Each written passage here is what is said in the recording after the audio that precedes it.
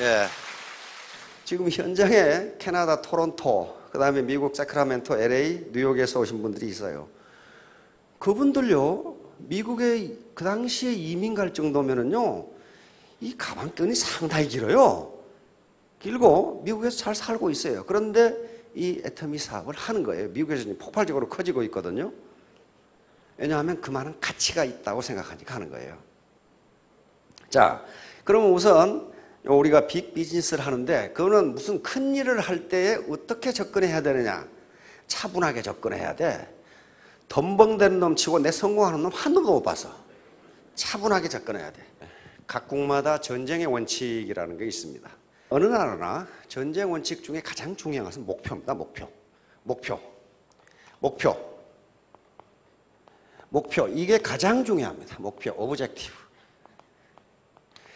목표를 명확하게 정해서 공격 작전을 수행해야 됩니다. 그리고 집중이라는 게 있습니다. 집중, 매스라고 하는데요. 집중은 어느 한 곳에 전투력을 집중해야 된다. 다시 말하면 인간이 비즈니스를 하고 살아가는 데 있어서도 전쟁 원칙은 그대로 적용됩니다. 전쟁에 승리하느냐 승리하지 못하느냐가 목표를 명확하게 정의했느냐, 그리고 그 목표를 향해서 전투력을 집중했느냐에 따라서 전쟁의 승패가 좌우됩니다. 그것은 양쪽의 병력이 어떻게 되느냐와는 관계가 없어요. 예를 들면 우리가 알렉산더 대왕 다 아시죠? 마케도니아의 알렉산더 대왕, 헬레니즘 문화를 꽃피웠던 알렉산더 대왕. 그 당시 마케도니아 군대는 5만 명이었습니다. 알렉산더 대왕이 지휘하는 마케도니아 군대는 5만 명이고, 그 다음에 옆에 있는 페르시아 제국 다리우스 3세가 지휘하는 군대는 20만 명이었어요. 20만 명이 넘었어요. 그러니까 이게 알렉산더의 군대보다 페르시아의 다리우스 3세의 군대가 병력면에서 4배가 넘는 거예요. 그런데 이기긴 누가 이겼느냐? 알렉산더가 이겼어요. 5만 명 가지고 20만 명을 격파했단 말이에요. 그거 어떻게 돼서 그러느냐? 알렉산더 대왕은 목표가 명확했어요. 페르시아는 그 당시에 어마어마한 대제국이었기 때문에 각 지역에서 각 국가 각 부족들의 젊은이들을 모아서 페르시아 제국 군대를 만들었단 말이에요. 그러니까 각 병사들과 각 지휘관들 간에 서양하고 믿지를 못해. 종족이 다르고 문화가 다르니까 단지 다리우스 대제에 대해서만 충성하고 있어. 그러니까 알렉산더는 목표를 어떻게 정했느냐? 다리우스 대제만 죽여버리거나 저놈만 전장에서 쫓아내버리면은 페르시아 군대는 무너진다, 이렇게 본 거예요. 목표가 명확했어요. 그래서 5만 명의 병력을 가지고 다리우스가 있는 곳을 집중적으로 공격해서 결국 다리우스가 도망가 버리니까 페르시아의 20만 대군은 무너져 버립니다. 이게 목표예요. 목표가 명확해야 돼요. 그래서 이 목표라는 것하고 목표를 명확하게 정했느냐, 그리고 그 목표를 탈취하기 위해서, 즉 목표를 달성하기 위해서 내가 가진 역량을 집중했느냐, 매스. 선택과 집중이에요. 오늘날 비즈니스에 있어서도 그 기업이 망하느냐 또는 흥하느냐가 선택과 집중에 있다는 건 다 압니다. 비즈니스를 해본 사람은. 이것저것 문우발식으로 하면은 하나도 제대로 하는 게 없어요. 어느 하나에 집중을 해서 그걸 세계 최고로 만들어버리면 그 기업은 망하지 않고 흥해요. 예를 들면 마이크로소프트. 이게 컴퓨터 운영체계만 해요. 정말 소프트웨어만 한다고요. 다른 거 안 해. 뭐 마이크로소프트가 무슨 자동차 회사 하는 거 봤어요? 그런 거 하면은 어떻게 됩니까? 집중이 안 되고 분산이 돼요. 분산이 되면은 어느 하나에서 1등을 하지 못합니다. 마찬가지로 여기서 지금 오늘 제목으로 잡은 게 판매사 1000만 원 작전인데, 오늘 처음 오신 분들은 판매사가 뭔가 1000만 원 작전, 저 영감탱이 공갈치고 있구만, 그렇게 생각하셔도 상관없어요. 목표만 명확하면은 5만의 군대를 가지고 20만을 격파할 수 있어요. 그리고 분명히 말씀드리지만 이건 빅 비즈니스예요. 빅 비즈니스고 사소한 어려움을 극복하면 정말로 빅 석세스를 할 수 있어요. 큰 성공을 할 수 있습니다. 우리 정주영 회장님, 가장 제가 존경하는 기업가 중 한 분입니다. 어떤 실수보다 치명적인 실수는 일을 포기해버리는 것이다. 정말 정주영 회장님은 이 말씀을 하실 가치가 있습니다. 무슨 일이든 할 수 있다고 생각하는 사람이 해내는 법이다. 의심하면 의심하는 만큼 밖에 못하고 할 수 없다고 생각하면 할 수 없는 것이다.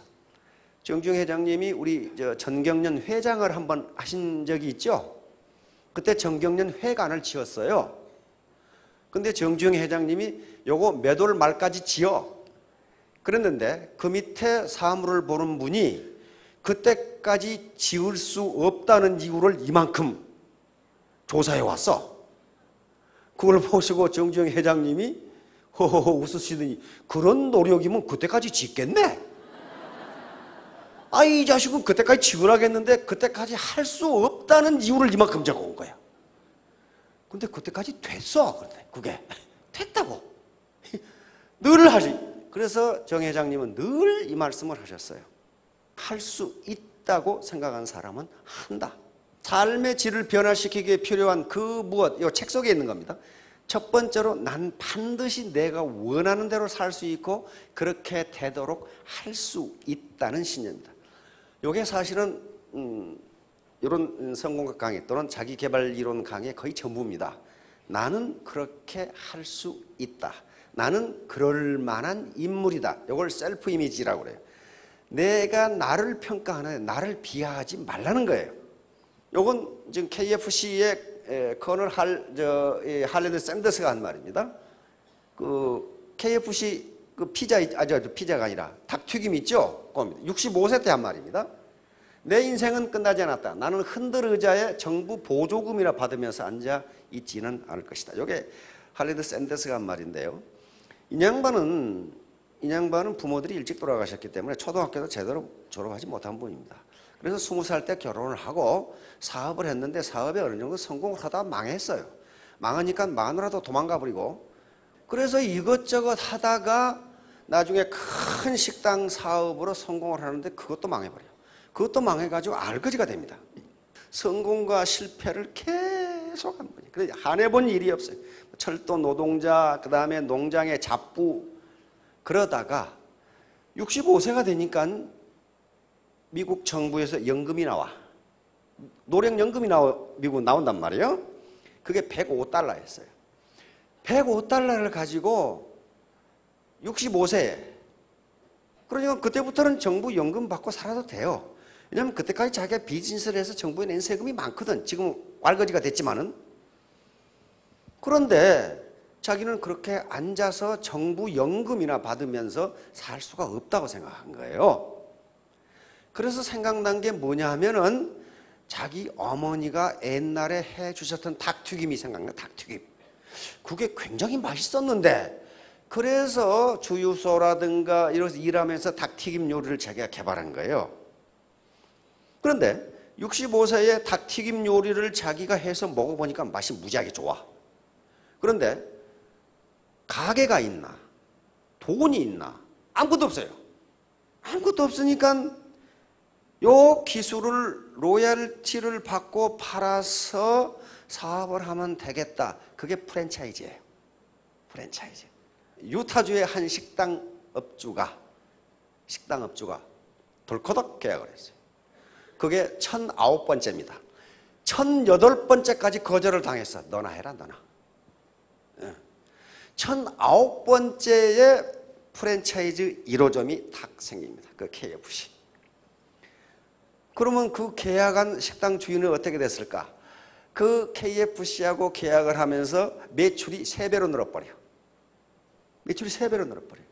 왜냐하면 거기에 닭튀김이라는 특유한 메뉴가 있기 때문에 그 식당에 사람들이 몰려들어. 자, 그 식당 주인은 뭘 본 거예요. 그렇죠? 그래서 결국 거부가 됐어요. 거부. 그 프랜차이즈를 가지고 나중에 그 사업을 다 하게 되죠. 자, 이와 같이 65세에 시작해서 68세에 1호점을 가맹을 시킵니다. 그래서 3년간 전 미국을 돌아다니면서 만난 식당 주인이 1,008명이었다는 거예요. 1,009번째 계약을 했거든요. 시중에 책이 나왔습니다. 1,009번째 성공이라고 나와 있어요. 그 정도로 집념을 가지고 나는 내가 하는 닭튀김 요리가 최고로 맛있다. 언젠가는 주인이 나타날 거라고 생각한 거예요. 이제 여기 오신 분들의 처음 오신 분들 세 가지 의문이 있죠. 할 것인가 말 것인가. 저놈들 사기꾼 아닌가. 나 같은 사람도 성공할 수 있을까. 나는 전업주부였는데, 나는 공직에만 몇십 년 있었는데, 나는 교직 생활만 몇 년을 했는데 성공할 수 있을 것인가. 괜찮은 것 같은데 그럼 어떻게 해야 성공하나. 이 세 가지 의문이에요. 할 것인가 말 것인가. 나 같은 사람도 성공할 수 있을까. 어떻게 할 것인가. 요 세 가지 의문, 그 중에서 특히 첫 번째, 두 번째 의문이 해소되지 않으면 사업 못하는 거죠. 그러면 우선 요걸 판단하고 넘어가야 되는데, 무슨 판단을 하건 무슨 일을 하건 성공하는 데는 세 가지 조건이 있습니다. 우선 쿨헤드, 차가운 머리가 있어요. 이건 냉철한 이성입니다. 누가 좋다니까 하고 안 좋다니까 안 하고, 그건 냉철한 이성이 아니에요. 쿨헤드가 아니에요. 이건 머리 공부입니다. 인텔렉츄얼 디스플린, 머리 훈련이에요. 두 번째는 인생에 성공하는데 또는 비즈니스에 성공하는 데 있어서 냉철한 머리만 가지고는 안 됩니다. 반드시 따뜻한 가슴이 있어야 돼요. 웜 하트가 있어야 돼요. 내가 하는 일이 옳은 일인가? 내가 하는 일이 보람 있는 일인가? 내가 하는 일이 다른 사람에게도 이익을 주는 일인가? 정직성, 도덕성 이런 것들이 뒷받침되지 않으면요, 반드시 패가 망신해요. 세 번째는 부지런한 손발이에요. 부지런한 손발. 따뜻한 가슴이 있는데 가만히 있다. 그러면 그거 이웃집 할아버지지 뭐. 그렇잖아요. 이웃집 할아버지지. 그거 성공 못해요. 반드시 몸공부, 피지컬 디스플린, 요게 있어야 돼요. 어떤 비즈니스를 하든지 요걸 따져보세요. 합법성. 이건 설립의 합법성뿐만 아니고 사업 전개 과정에 있어야 합법적인 하는 걸 따져봐야 돼요. 합법을 가장한 불법이 굉장히 많다고요. 그런 사업은 성공하기 힘듭니다. 앞으로 우리 대한민국은 점점 투명 사회로 갈 겁니다. 법을 위반하고 이제 자신의 개인적 이득을 취하려고 하는 사람은 그게 오래가지 못할 거예요. 이걸 따져보시라고. 이 회사가 합법적이냐. 그 다음에 경영자의 도덕성과 경영 능력. 이거 두 개의 소리바퀴입니다. 도덕성이 있어야 되고 지 배만 채우려고 해서는 안 되고, 도덕성만 있고 경영 능력이 없으면 그것도 역시 이웃집 할아버지예요. 그건 안 된단 말이에요. 그건 비즈니스맨이 아니에요. 세 번째는 제품입니다. 제품은 세 가지 측면에서 봐야 돼요. 하나는 제품 아이템의 구성이에요.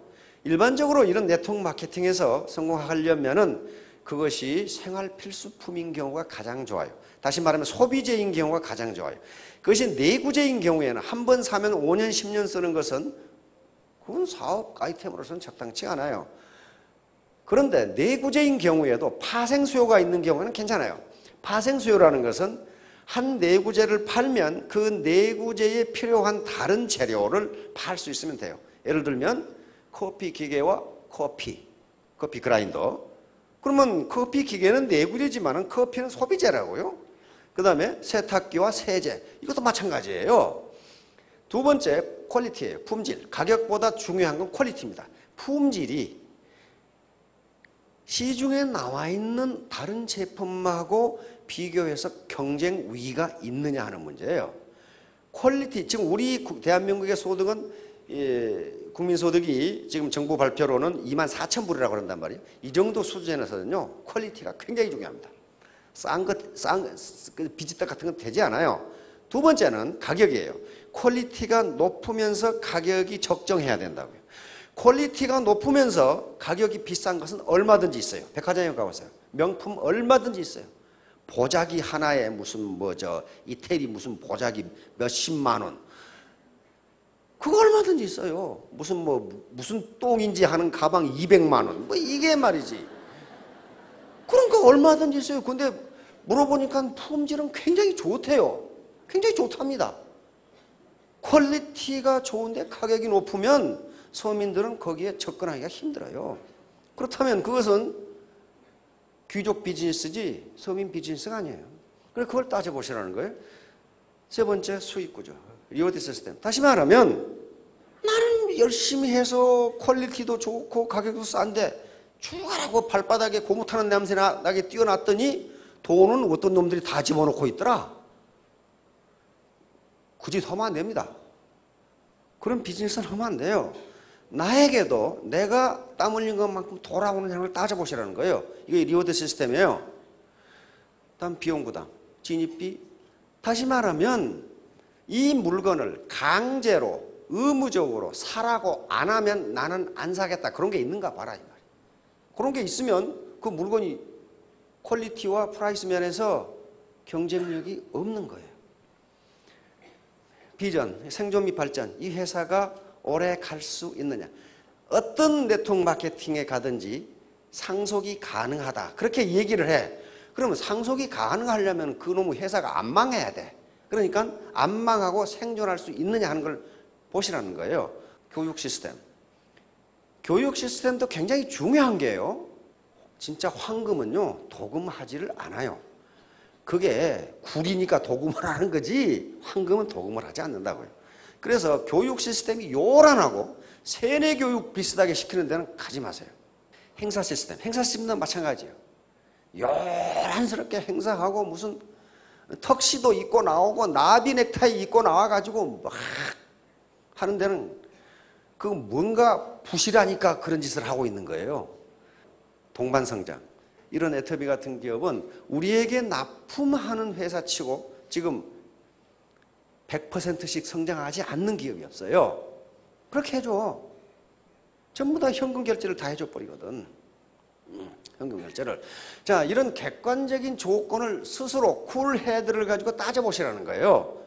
내 인생을 내가 주체적으로 사시려면은 자기 머리로 따져보셔야 돼요.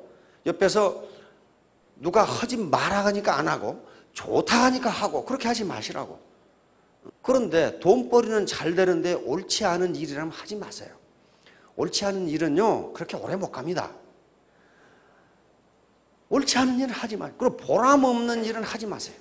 10억을 투자했을 때 몇 명의 고용이 창출되느냐 하는 문제예요. 그걸 제조업에 투자하면 고용 창출이 5명도 안 돼요. 생각해보니까 5명도 안 될 것 같아. 요즘 10억 가지고 기계 사고 사무실 없고 하면 5명 고용 창출 안 되죠. 어르신 그렇죠? 그런데 그걸 소프트웨어 문화 콘텐츠 사업에 투자하면 뭐 10여 명 된다고 그래요. 10억 가지고 고용이 한 10여 명 된다고 그래요. 그렇게 해가지고는요 현재 우리 고용 문제 해결 못합니다. 그런데 이건 이 회사의 자본금이 10억이에요. 10억 가지고 지금 수천 명이 먹고 살아요.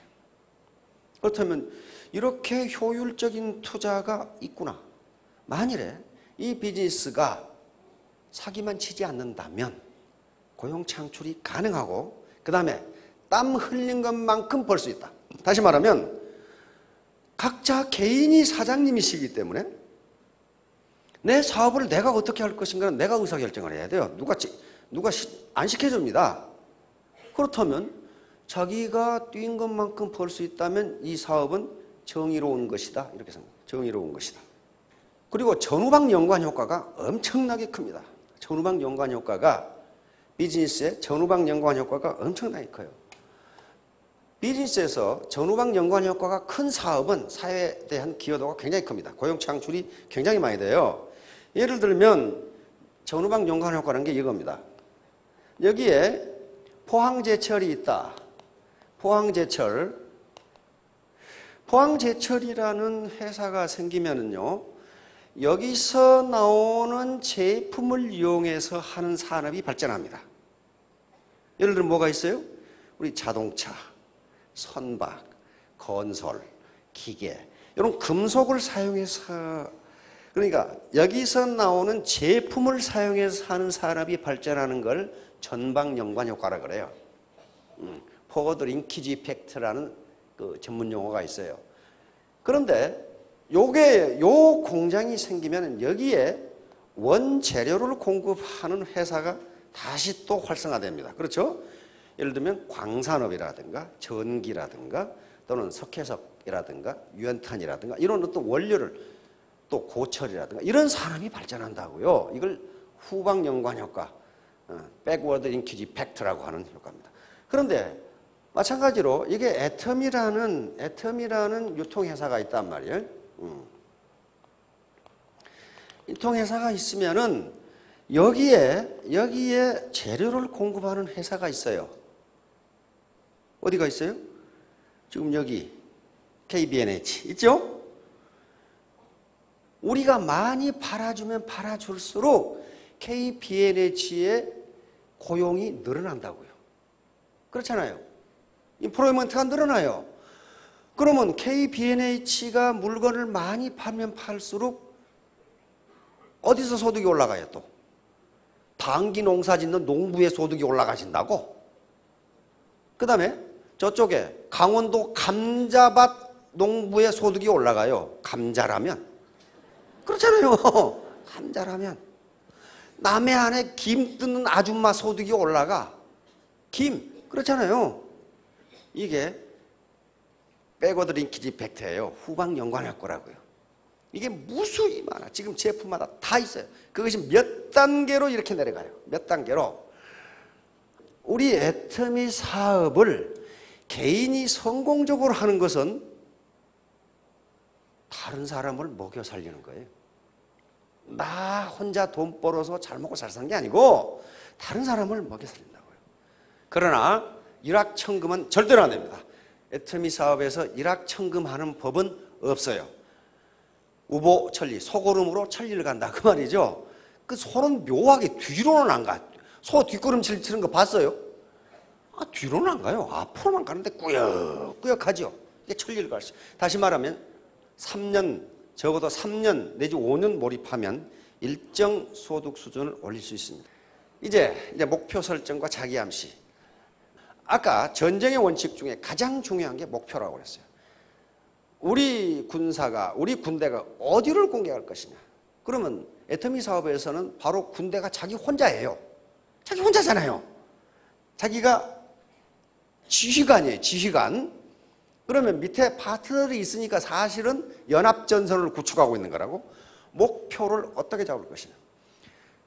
바로 우리 미켈란젤로 지금부터 수천 년 전에 이 르네상스 시대 1000몇백 년 전에 우리가 더욱 경계해야 할 것은 목표를 지나치게 높게 정하고 이루지 못하는 것이 아니라 목표를 지나치게 낮게 잡고 그것을 달성하는 것이다. 요것을 늘 미켈란젤로는 강조했어요. 다시 말하면 내가 로얄 마스터가 되겠다. 상당히 어렵거든요. 쉬운 게 아니에요. 그런데 그렇게 잡고 달성하지 못하더라도 호랑이를 그리다가 안 되면 개라도 되는데 처음부터 개락을 그리려고 생각하면 쥐밖에 안 나온다. 지금 그런 얘기예요. 지금 미켈란젤로가 늘 얘기를 했어요. 너무 목표를 낮게 잡지 마라. 높게 잡고. 왜? 인간의 잠재력이라는 걸 알고 있었어요. 잠재력을 발휘하면 그 목표를 달성할 수 있다. 이렇게 본 거예요. 그러나 가장 중요한 게 목표예요. 이것은요. 어떤 기업이든지 또는 어떤 국가든지 그 목표라는 게 있어요. 목표. 우리 애터미의 목표, 첫 번째 목표가 뭐예요? 우리 국가 목표도 첫 번째가 생존이에요. 나라가 살아남아야 무슨 그다음 뭐 일을 할 거 아니에요. 첫 번째 목표가 국가 안보예요. 모든 조직, 모든 유기체의 첫 번째 목표는 생존입니다. 살아남아야 돼요. 목표 설정과 몰입인데 이것은 왜 목표를 설정하는 이유가 많은데요. 목표가 없으면 몰입이 안 돼요. 몰입이 안 돼. 이 얘기는 가끔 제가 이 예를 들은데요. 어떤 도시국가의 청년이 불평이 많아. 왕한테 가가지고 왕이시여. 왕이라면은 인생을 성공적으로 사는 방법이 무엇입니까? 왕이라면 그 정도는 가르쳐 줘야죠. 그러니까 왕이 그래 내가 가르쳐 주마. 근데 조건이 하나 있다. 요 포도주잔에 포도주를 담아가지고 시내를 한 바퀴 돌아와서 오면 내가 가르쳐주겠다. 단 네가 그 포도주잔을 들고 포도주를 한 방울이라도 흘리면 네 목을 치겠다. 오케이 하겠네. 오케이 하고 이거 들었단 말이에요. 그래서 포도잔을 들고 시내를 한 바퀴 돌아오니까 한 방울도 안 흘렸어요. 그러니까 왕이 물었습니다. 너 시내 돌아다니면서 술 먹고 노래 부르는 소리 들었냐? 그랬더니 못 들었습니다. 청춘 남녀가 데이트하는 거 봤냐? 못 봤습니다. 장사꾼들이 싸우는 거 봤냐? 못 봤습니다. 바로 그거다. 그게 성공의 비결이다. 네가 무엇인가 집중하면 옆에서 뭐라고 하건 그 소리가 들리지 않는다. 그러면 너는 성공한다. 자, 여기에는 두 가지 목표가 있습니다. 하나는 이 청년은 인생을 성공적으로 사는 방법을 알아야 되겠다는 최고 목표, 최상의 목표라고 그래요. 이게 최상의 목표가 있어요. 그런데 그 목표가 너무 중요하기 때문에 왕이 이 포도주잔을 들고 한 방울도 흘리지 않고 돌아오면 가르쳐 주겠다. 이걸 오케이 한 거예요. 그러니까 단기적인 목표는 포도주를 흘리지 않고 돌아오는 것, 이게 단기 목표예요. 그렇죠? 그러나 장기 목표는 인생을 성공적으로 사는 방법을 아는 것, 이게 장기 목표예요. 그런데 이 청년에게는 목이 달아나도 좋으니 이 장기 목표가 너무 중요하니까 왕의 제안을 받아들인 거란 말이에요. 그러니까 여러분들이 균형 잡힌 삶, 다시 말하면 경제적으로 풍요롭고 그 다음에 누군가를 사랑하고 내가 배우고 싶은 걸 배우고 그리고 주변 환경, 다시 말하면 이 사회와 국가 또는 인류에게 기여하는 삶을 살고 싶다는 목표가 너무 중요하다면은 단기 목표를 달성해야 된다는 거예요. 단기 목표가 우선 판매사가 되는 거고 월천댁이 되는 거란 말이에요. 지금 그러면 자기 암시인데 왜 목표를 설정하라고 하느냐? 성공 철학자들과 성공학 이론가들이 이구동성으로 하는 것은 자기 암시입니다. 자기 암시. 내가 언제까지 3개월 이내에 판매사가 되겠다. 내가 3년 이내에 월천댁 월천남이 되겠다.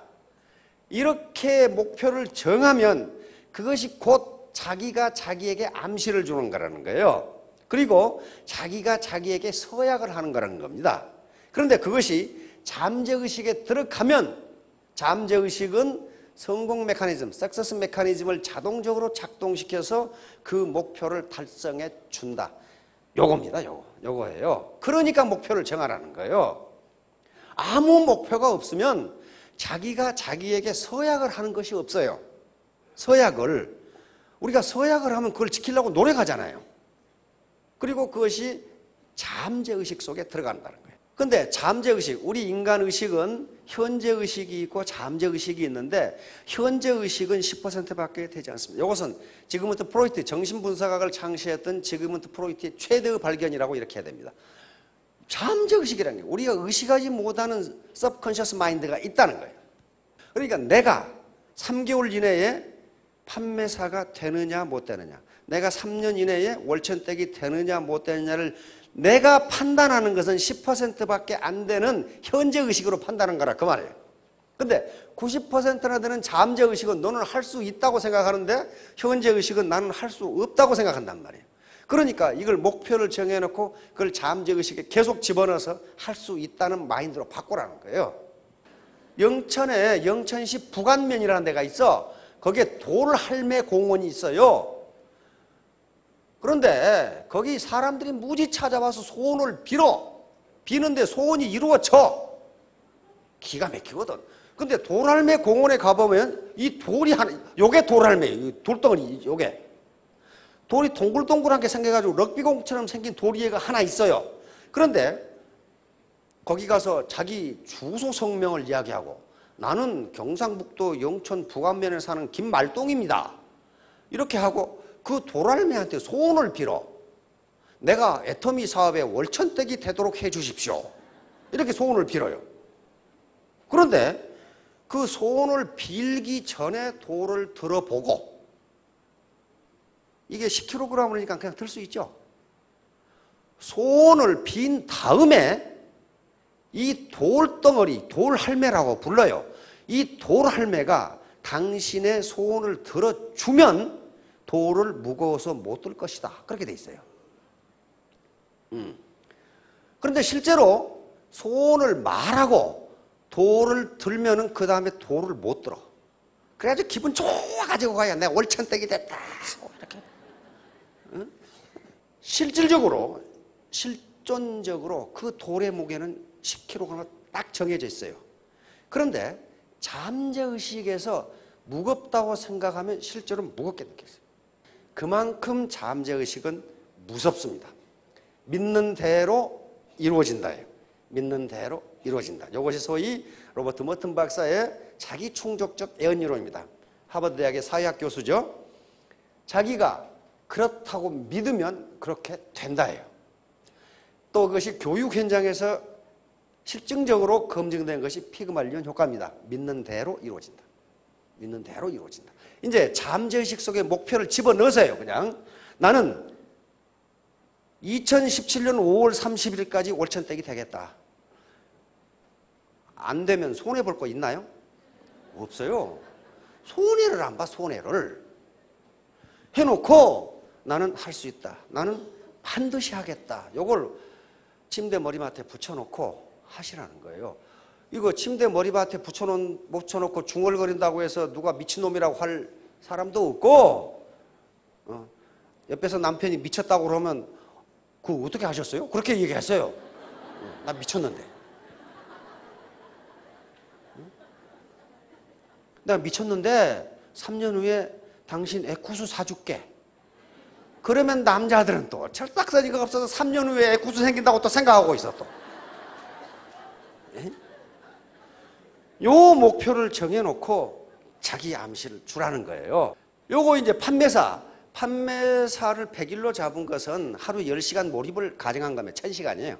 1000시간 몰입하면 판매사 될 수 있다는 거예요. 예, 천일 천만원 작전도 마찬가지입니다. 천일 천만원 작전은 바로 1만 시간의 법칙을 이야기하는 겁니다. 1만 시간의 법칙은 세계적인 법칙입니다. 1만 시간을 몰입하지 않고는 누구도 눈에 띄는 성공을 할 수 없다는 게 1만 시간의 법칙이에요. 미국에서는 특히 이 법칙을 실험하는 교수들이 많습니다. 에릭son 교수라든가 데니얼 교수 실험하는데 맞다. 어느 누구도 IQ에 관계없이 현재 상태에 관계없이 1만 시간을 투입하지 않고는 몰입하지 않고는 탁월한 성공을 못한다. 다시 말하면 그 말은 IQ에 관계없이 현재 상태에 관계없이 1만 시간을 몰입하면 투입하면 탁월한 성공을 할 수 있다. 그러면서 이 사람들이 뭐 빌 게이츠 예라든가 베토벤, 모차르트라든가 그다음에 비틀즈 예를 듭니다. 이 사람들이 탁월했던 것은 머리가 좋아서가 아니고 1만 시간 이상 몰입했기 때문이다. 본인들이 그걸 인정을 했어요. 그렇다. 나는 컴퓨터에 미쳤다. 그런 식으로 인정을 해요. 우리는 노래에 미쳤다. 그래서 결국은 미친 듯이 1만 시간 하고 났더니 어느 날 유명해졌더라. 그런 얘기를 한단 말이에요. 그러니까 여기 계신 분들도 미쳤다는 소리를 듣도록 몰입을 해보세요. 저놈이 어쩌다 저렇게 미쳤나. 그렇게 되게. 요게 이렇게 되는 것도 적어도 100일 동안 이 상태를 유지하면 우리 뇌세포가 요것을 자기 몸무게라고 인식을 한답니다. 그렇지 않으면 이렇게 돌아가 버린대요. 이렇게 되고 싶으시죠? 네, 자, 다음. 바로 판매사가 되는 게 이륙입니다. 이륙이에요. 여기서 벗어나지 않으면요, 순환궤도에 들어갈 수가 없어요. 결론, 견인불발. 이건 소동파가 한 얘기인데요. 자고로 옛날부터 큰 업적을 이룬 분들은 상당히 똑똑한 사람이었으면 틀림없지만은 그러나 견인불발, 굽히지 않았다. 굳게 참고 꺾어지지 않았다.